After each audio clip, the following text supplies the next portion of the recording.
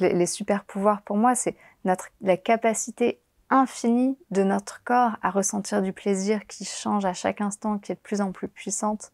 Et c'est vrai qu'aujourd'hui, il y a quand même cette image de la sexualité, une image très libérée de la sexualité, mais qui est très avec des sextoys, de la lingerie, des expériences, des ci, des ça.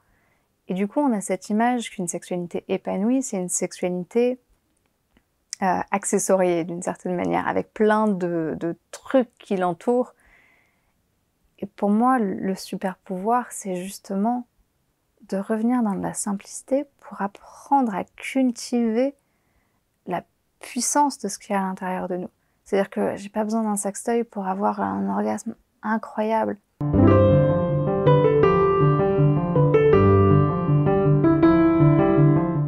Bonjour, bienvenue dans Dialogue. Lorsqu'on parle en général de sexualité, c'est gênant, embarrassant et souvent chiant, non?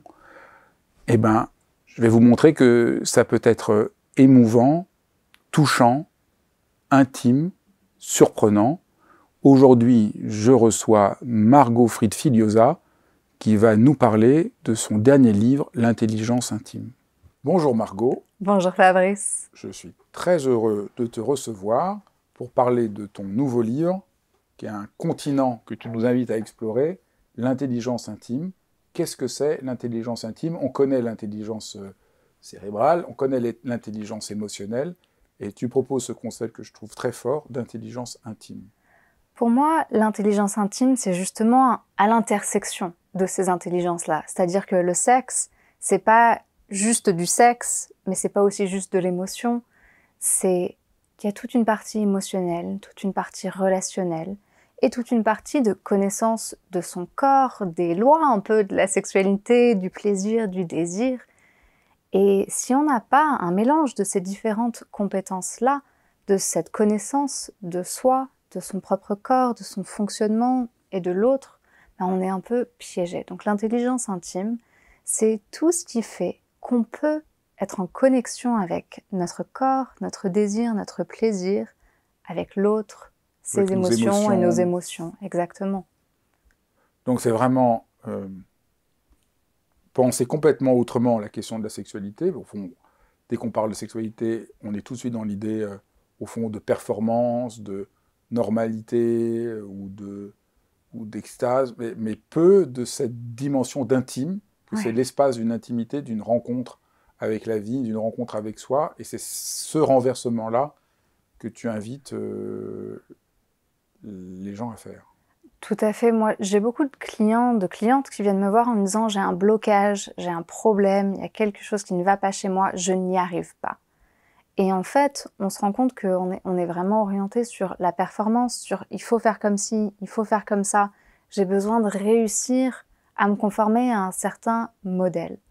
Et je pense que l'intelligence intime, c'est l'intelligence de sortir des modèles prédéfinis qui nous sont donnés pour venir questionner « moi, de quoi est-ce que j'ai envie ? Moi, de quoi est-ce que j'ai besoin ?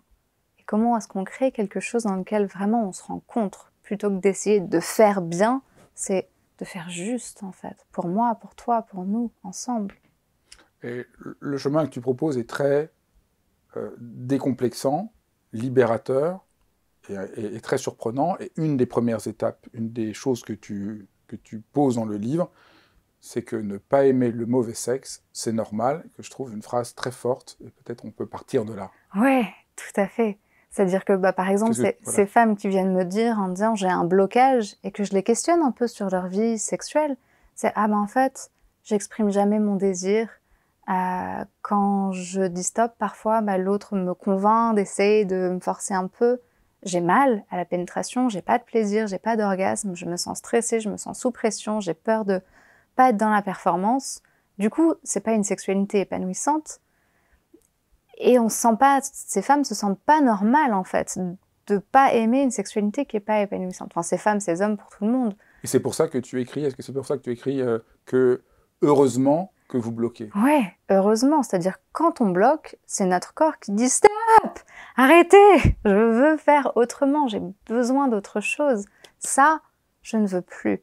Et il y a un moment où quand on n'arrive pas avec nos mots à dire non, j'ai pas envie de ça, par contre, est-ce que tu peux m'embrasser tendrement dans le cou?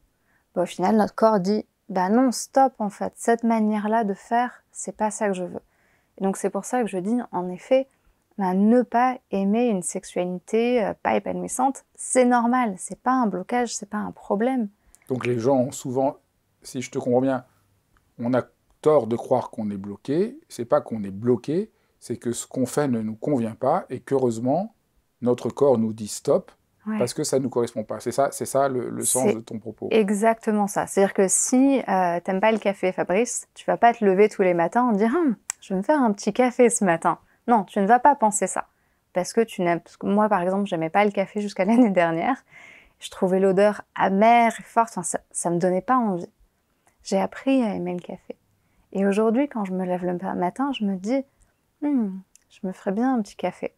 Mais avant ça, jamais de la vie, j'ai eu ce désir spontané d'un café. Et je pense que c'est vraiment ça, c'est-à-dire qu'on s'attend à... J'ai plein de clients qui me disent « je ne comprends pas pourquoi j'ai pas de désir ». Et on s'attend à ce qu'il y ait du désir spontanément pour quelque chose qu'on n'a pas cultivé, dont on n'a pas cultivé notre appréciation. On n'a jamais créé une relation avec cette chose pour faire en sorte que ça nous fasse du bien. Donc on pourrait dire c'est comme si aussi, soit on n'a pas le goût pour le café, soit on a bu que du très mauvais café complètement mauvais, et puis donc on n'en a pas envie, et puis quelqu'un nous dit mais si, goûte, celui-là il est délicieux, et on découvre complètement autre chose. C'est ça, c'est un peu comme genre si tu avais juste jamais goûté que les petits cafés là, solubles que tu fais avec ta petite tasse là, des machines sur les stations-service au bord de l'autoroute. Je me dis, bah non, c'est que ça le café. Alors que non, en fait, il y a plein de grains différents. Et puis, moi maintenant, j'aime le café, mais avec un peu de lait d'avoine dedans, et puis un peu de sirop d'érable. C'est-à-dire, j'ai inventé mon café d'une manière qui me fait du bien à moi, dont je l'aime. Et c'est exactement ça. C'est-à-dire, c'est trouver les différents éléments qui permettent d'avoir un café, une sexualité, un orgasme qui nous fait du bien. Donc, la première étape, c'est de comprendre à quel point on a tort sur la question du blocage, sur la question des limites, prendre la mesure, au fond, que si on a un problème, c'est qu'on fait quelque chose qui ne nous correspond pas, donc c'est vraiment une sorte d'intelligence, là, justement, de notre intimité. Tout à fait. Et par ailleurs, tu parles que notre corps a des super-pouvoirs qu'on méconnaît. Est-ce que tu veux bien essayer d'exposer et d'expliciter un peu ces super-pouvoirs que nous ne connaissons pas de notre propre corps? Oui, tout à fait. Souvent, avec le « j'ai pas de désir » ou de plaisir, c'est « je ressens pas grand-chose » en fait. Et ne pas ressentir, c'est impossible, ça n'existe pas. C'est-à-dire que le seul moment où on ne ressent rien, c'est si on est mort. Là, il ne se passe rien dans notre corps. Mais autrement, il y a toujours mon cœur qui bat, il y a une petite chatouille sur mes lèvres, je sens une tension dans ma nuque, je sens de la chaleur dans mon ventre. À tout instant, je pourrais lister une quarantaine de sensations dans mon corps. Et pour moi, ce qui est le plus flagrant et le plus impressionnant, c'est quand j'ai, par exemple, une cliente en face de moi qui me dit, j'en pense juste il y a 3 jours, j'avais une cliente qui me dit « j'ai jamais eu de plaisir dans la sexualité.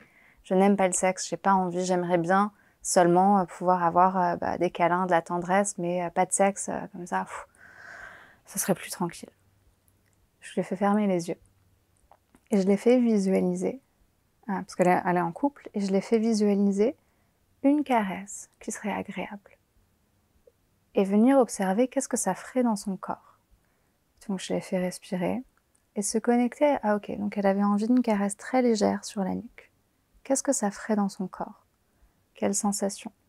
Et de là, on est allé à ok, de quoi tu aurais envie après? Et petit à petit, elle a commencé à pouvoir ressentir en fait à l'intérieur d'elle tout ce qui se réveillait. Et à la fin de cette méditation, elle m'a dit « j'ai jamais ressenti autant de plaisir ». Et en fait, il s'était rien passé, on était toutes les deux dans mon cabinet et elle était en larmes en me disant « mais j'ai enfin vécu avec mon partenaire, ils sont ensemble depuis 7 ans, la sexualité, enfin je savais pas que c'était possible en fait ».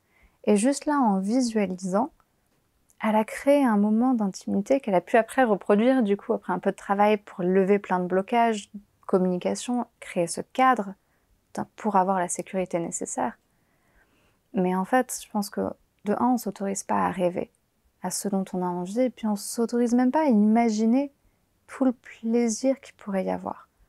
Et il y a vraiment besoin d'apprendre à déguster en fait ces sensations, à se connecter à qu'est-ce que je ressens. Est-ce que c'est souvent parce que les gens sont pris par des modèles ou des rêves ou des fantasmes? Enfin, parce qu'il y a rêver dans le sens dont tu parles, mais est-ce que c'est parce qu'on est pris par le poids de la norme et d'une certaine... Ouais, je pense que souvent, et c'est pour ça que le livre s'appelle Inventer votre sexualité, parce qu'on ne s'autorise pas à faire exactement ce dont on a envie. Il y a une certaine approche où c'est très stéréotypé. C'est on s'embrasse, on fait des préliminaires, on se pénètre, et puis orgasme, et puis c'est fini. Et avec certaines variations, mais il y a quand même ce modèle très scripté. Et la sexualité telle que je l'enseigne, c'est plus se demander là, à l'instant, où est-ce que mes lèvres ont envie d'être? Là, à l'instant, où est-ce que mes doigts, la paume de ma main ont envie de toucher? Mon corps, comment est-ce qu'il a envie d'être touché? Pas parce que c'est le moment où il faudrait faire ci ou ça, mais parce que c'est ce dont j'ai envie. Donc je pense qu'il y en a fait tout ce modèle autour de la sexualité, et puis il y a aussi s'autoriser à désirer. Pour beaucoup de mes clients, ils ou elles ont l'impression qu'elles veulent trop. Alors qu'au contraire, le grand drame, c'est pas qu'elles veulent trop, c'est qu'elles veulent pas assez. Qu'on s'autorise pas, en fait. Parce que dès tout petit, on a appris à pas faire un drame, à pas faire ci, à pas trop vouloir, à pas faire trop de bruit. Et du coup, on veut pas déranger. Et donc, mon invitation, c'est oser déranger et oser rêver plus grand, en fait, à exactement ce dont on a envie. Je trouve que c'est très beau dans le livre, comment tu dis que les gens sont souvent surpris, tes amis sont souvent surpris, que ta sexualité est très simple et que tu n'as pas un placard rempli de sextoys parce que tu enseignes sur la sexualité. Ouais. Je trouve ça aussi... Ouais, quand tu me disais donc les super pouvoirs, pour moi, c'est la capacité infinie de notre corps à ressentir du plaisir qui change à chaque instant, qui est de plus en plus puissante. Et c'est vrai qu'aujourd'hui, il y a quand même cette image de la sexualité, une image très libérée de la sexualité, mais qui est très avec des sextoys, de la lingerie, des expériences, des ci, des ça. Et du coup, on a cette image qu'une sexualité épanouie, c'est une sexualité accessoriée d'une certaine manière, avec plein de trucs qui l'entourent. Et pour moi, le super pouvoir, c'est justement de revenir dans la simplicité pour apprendre à cultiver la puissance de ce qu'il y a à l'intérieur de nous. C'est-à-dire que j'ai pas besoin d'un sextoy pour avoir un orgasme incroyable. Et d'ailleurs, ce qui est impressionnant, c'est que souvent je suis contactée par des marques de sextoy qui veulent qu'on fasse des partenariats.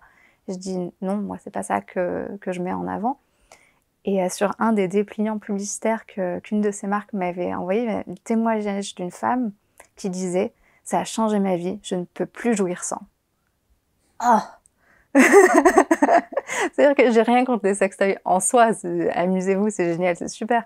Mais c'est dommage si on peut plus jouir sans. Il y a une certaine habituation et du coup, et c'est aussi, j'ai plein de couples qui viennent me voir en me disant « On a tout essayé. On a essayé la lingerie, les sextoys, les voyages en amoureux, les ci, les ça. » Mais ça répond pas à notre besoin d'intimité, de plaisir. Enfin, il manque quelque chose. En fait, il manque l'intelligence intime. Au fond, la plupart des gens, quand ils ont un problème de sexualité, cherchent des solutions complètement extérieures pour augmenter, au fond, la performance. Tout à fait. Au lieu de découvrir le vrai chemin qui passe par la sensation, la rencontre avec soi, la rencontre avec son désir, la rencontre avec ce qui nous habite, la rencontre de l'autre, la rencontre. Exactement. C'est exactement ça. Et ça que tu vois souvent, c'est ça ce que tu vois souvent quand les gens viennent te parler, et c'est pour ça que ça ne marche pas quand ils essayent de... Pourquoi ça ne marche pas quand ils essayent... Voilà, tu racontes souvent dans le livre, ils essayent, ils changent de lingerie, et pourquoi ça ne marche pas? Bah, ça adresse pas le nœud, en fait. C'est-à-dire que pourquoi on n'aime pas? On n'aime pas. Il peut y avoir plein de raisons, mais peut-être parce qu'on se sent forcé. Peut-être parce qu'on le fait pour l'autre, pour faire plaisir. Il y a plein de couples qui me disent « Oui, mais j'aime faire plaisir, j'ai de la joie à lui donner du plaisir. » Oui, mais souvent, c'est aussi je fais pour l'autre, je fais pas pour moi. Donc, on n'est pas centré sur nous, on n'est pas centré sur nos sensations. Et ça, c'est un autre point important. Moi, j'adore ça, parce que qui a écrit Narcisse, je trouve que c'est tellement important. L'idée qu'il faut se sacrifier pour les autres, pour réussir à rentrer en rapport avec eux, ça ne marche jamais. C'est ça, c'est faire plaisir avec l'idée que ça va nous rapprocher, mais en fait, ça nous éloigne. Parce que chaque geste, chaque chose qu'on fait où on n'est pas connecté à nous-mêmes, et on ne prend pas de plaisir, l'autre le sent, et puis c'est surtout, on va lui en vouloir. C'est-à-dire que, comment est-ce que je peux pas être un peu mal avec moi si je me force à faire une fellation pour mon partenaire parce qu'il me l'a demandé et que sinon il va être frustré. Et que oui, j'ai accepté de la faire, mais je peux pas me sentir bien avec ça. J'ai forcément un petit pincement, une petite nausée, un petit mal au cœur, et je vais pas avoir envie de la refaire d'ici tôt, cette fellation, si je me suis sentie obligée. Alors qu'au contraire, en apprenant à connecter avec son propre désir, de faire parce que c'est bon pour nous, c'est comme l'autre jour je faisais visualiser à une de mes clientes, je lui dis imagine tu as un petit chat qui dort sur tes jambes, sur tes cuisses. Ce petit chat il dort et tu le caresses. Tu sens au bout de tes doigts, tu te sens connecté à l'intérieur, enfin c'est connecté à l'intérieur, tu sens cet amour qui t'emplit. Caresser ce petit chat, ça te donne du plaisir, ça te donne de la joie. Tu sens l'amour. Est-ce que tu caresses le pénis de ton partenaire avec la même tendresse que tu caresses ce petit chat? Non. Et ça a retourné son monde en fait. Parce que, pour revenir à ta question de tout à l'heure sur les scripts, et il y a une certaine idée, un certain modèle autour de la sexualité, bah en fait, non, caresser dans la sexualité, c'est pas aussi doux qu'on caresserait un petit chat. C'est souvent basé sur des images de pornographie, par exemple, ou l'image que l'homme n'a pas envie de tendresse et qu'il faut aller vite et fort. Enfin, et du coup, on va pas s'autoriser autant de tendresse, autant d'amour, autant de douceur. Autant d'expérience. Autant d'expérience. Donc au fond, la clé, c'est d'être plus à l'écoute de ce qu'on ressent. C'est ça, c'est explorer un peu. Et là, tu travailles beaucoup dans le livre sur ce que ça veut dire ressentir, que c'est beaucoup plus complexe qu'on ne le croit, qu'il y a que les sens, et pas seulement les 5 sens. Oui, tout à fait. Par exemple, généralement, je parle dans le livre d'un couple pour qui la sexualité se passe bien, mais qui venait me voir pour aller plus loin. Et je leur demande, ok, décrivez-moi ce que vous avez ressenti, par exemple, dans un dernier rapport. Ils m'ont dit, c'était bon, c'était chouette, c'était léger. Ok, génial. Mais tous ces mots, et on a très souvent tendance à utiliser ce genre de mots. C'est bon ou c'est mauvais, ça fait mal ou c'est agréable, c'est du plaisir, j'ai un orgasme.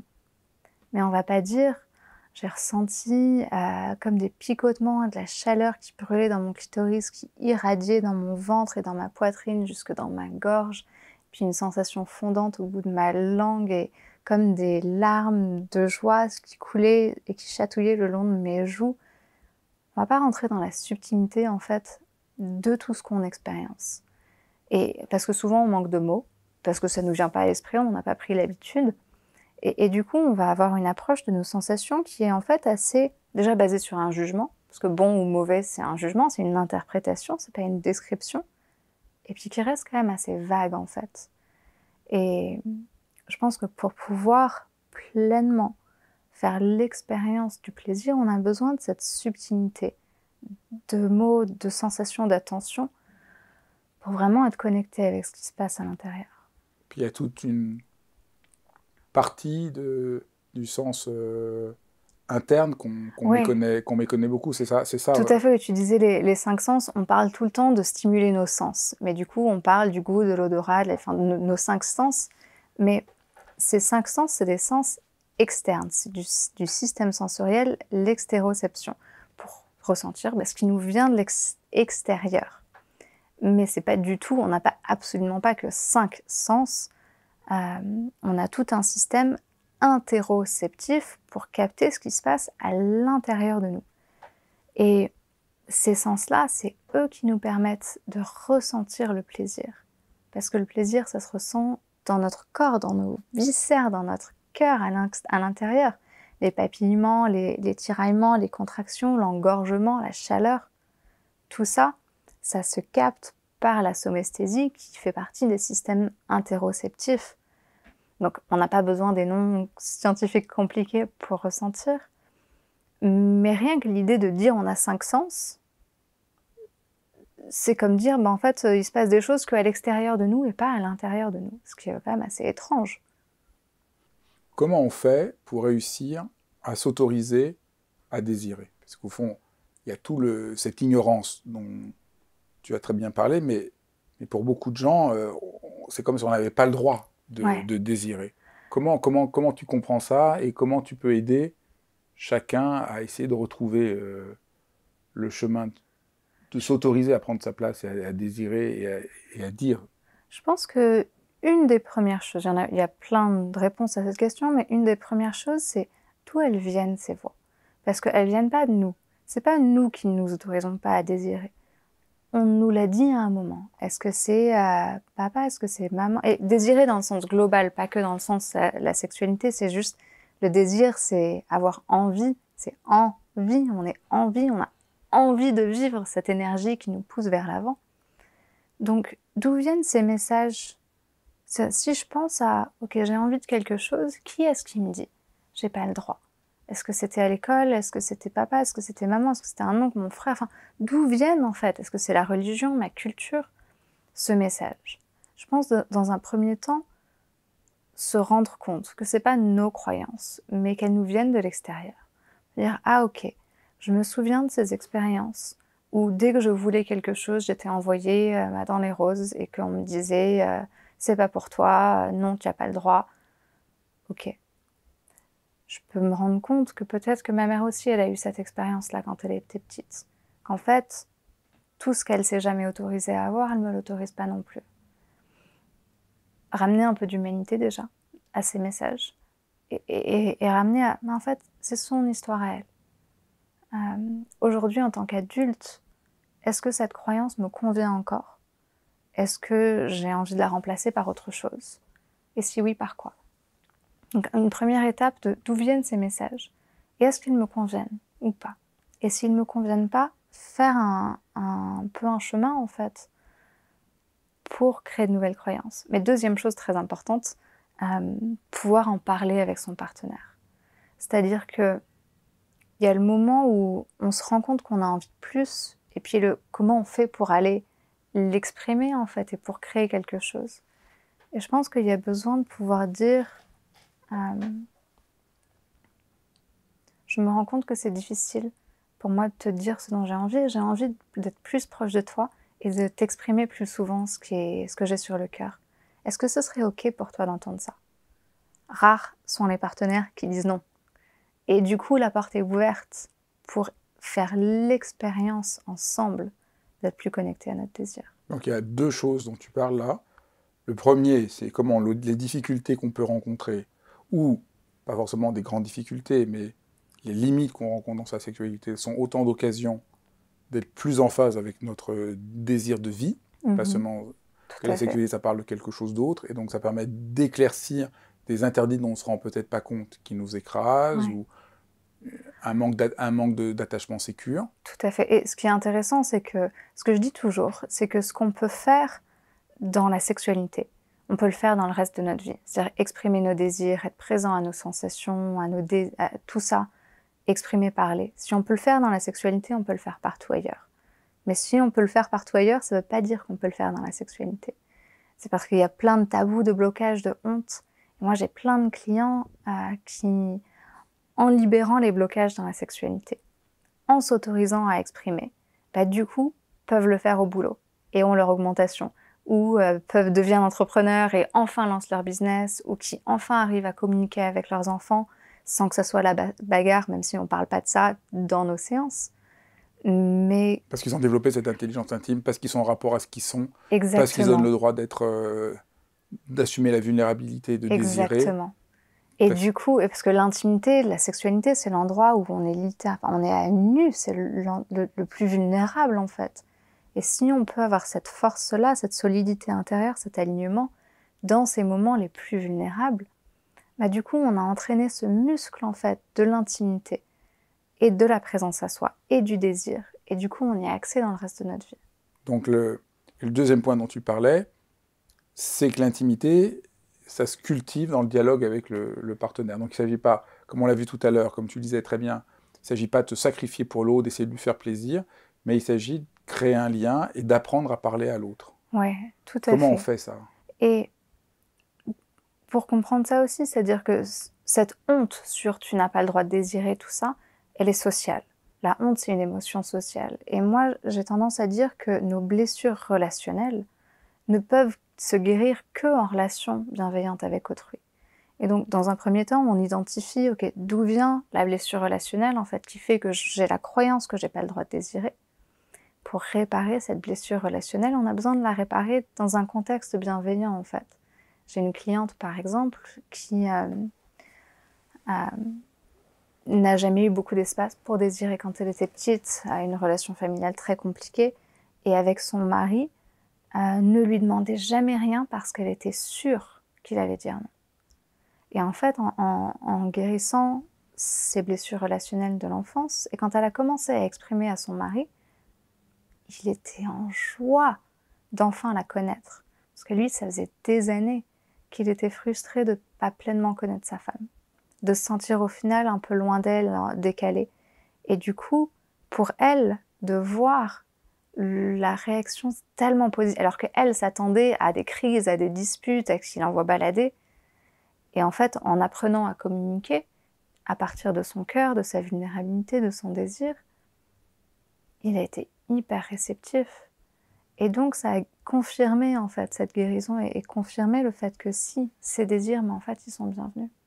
Donc on peut dire, le chemin que tu proposes, le chemin que tu décris dans le livre, ça, tu essayes d'apprendre à chacun dans la relation intime et dans la relation sexuelle, non pas comme on imagine, juste prendre son pied, avoir plus de plaisir, mais vraiment, au fond, renouer avec la possibilité d'être, de s'autoriser à être et de guérir ce qui est blessé en nous.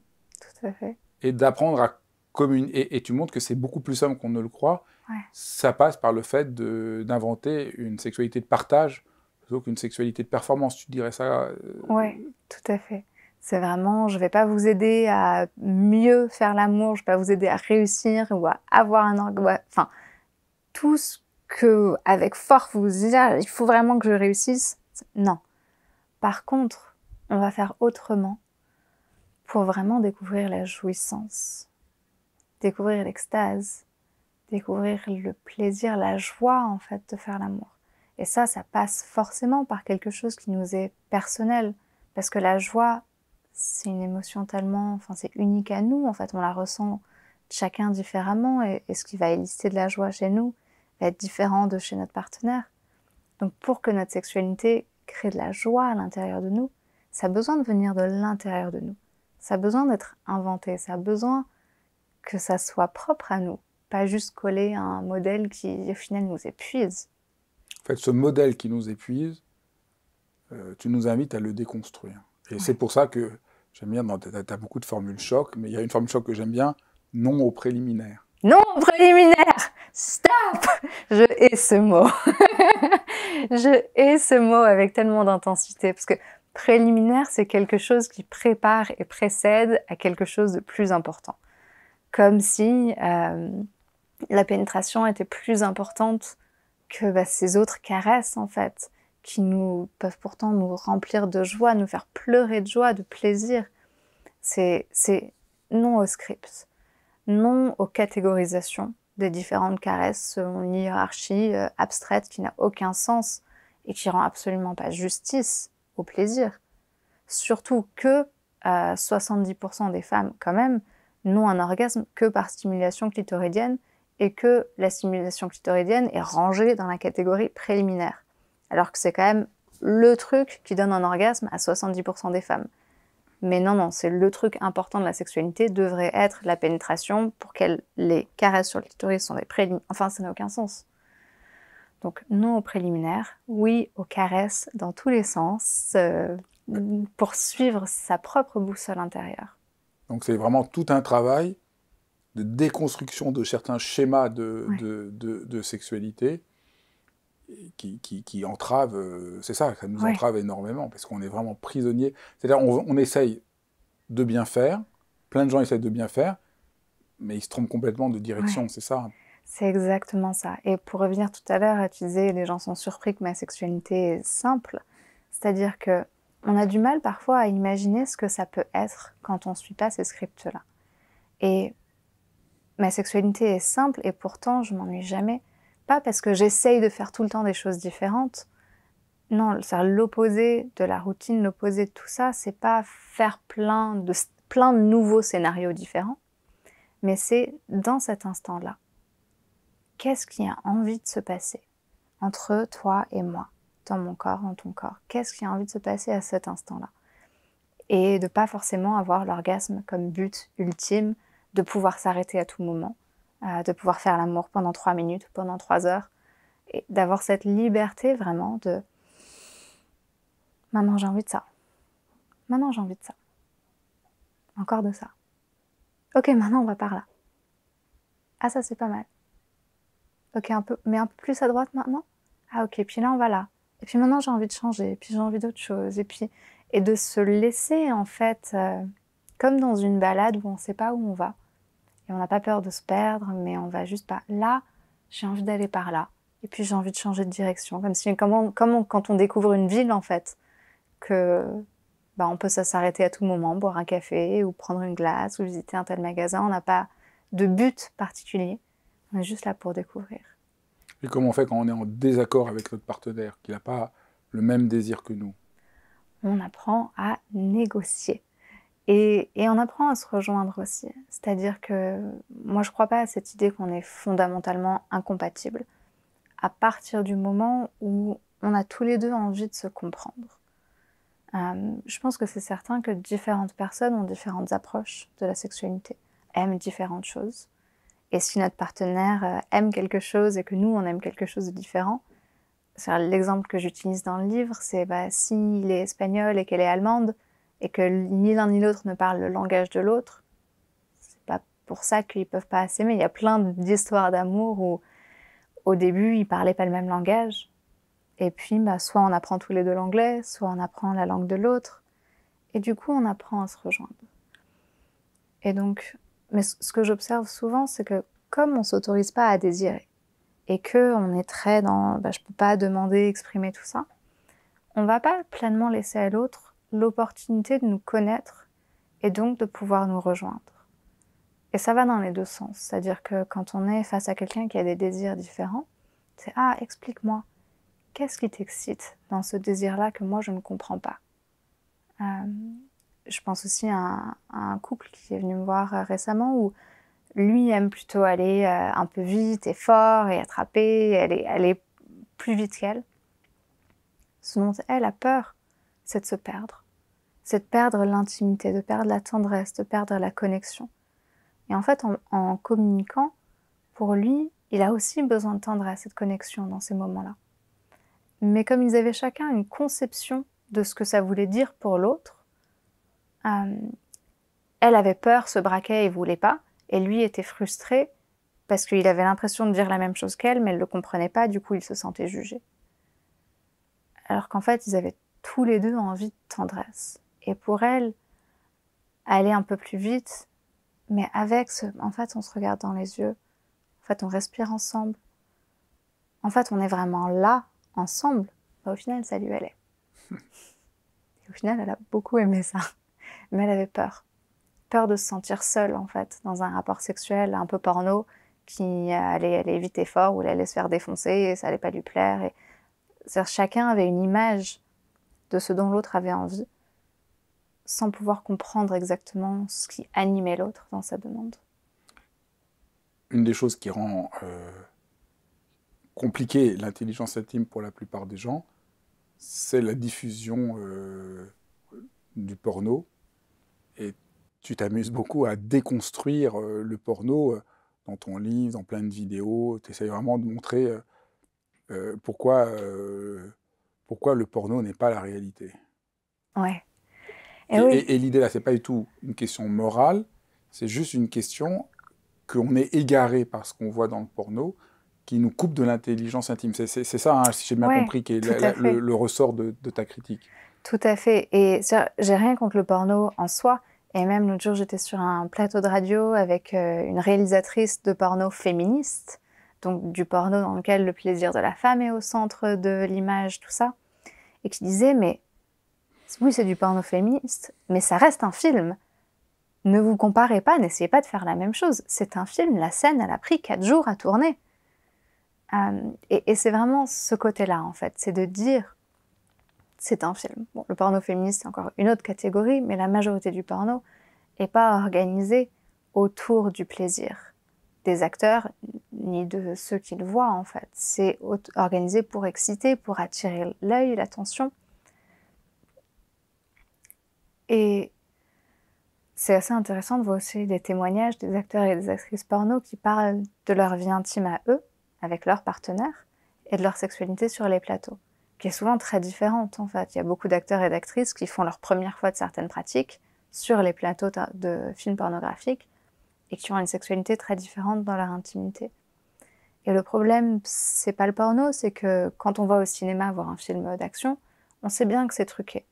Et jamais on aurait cette idée de sauter du 15e étage d'un bâtiment et en se disant « ça va impressionner ma meuf ». Non, on ne fait pas ça. Mais dans le porno, comme on ne se rend pas compte de quels sont les trucages, comment ça se passe, pourquoi c'est truqué, où est-ce que c'est truqué, bah en fait on se dit « je vais faire ça, ça va impressionner ma femme ».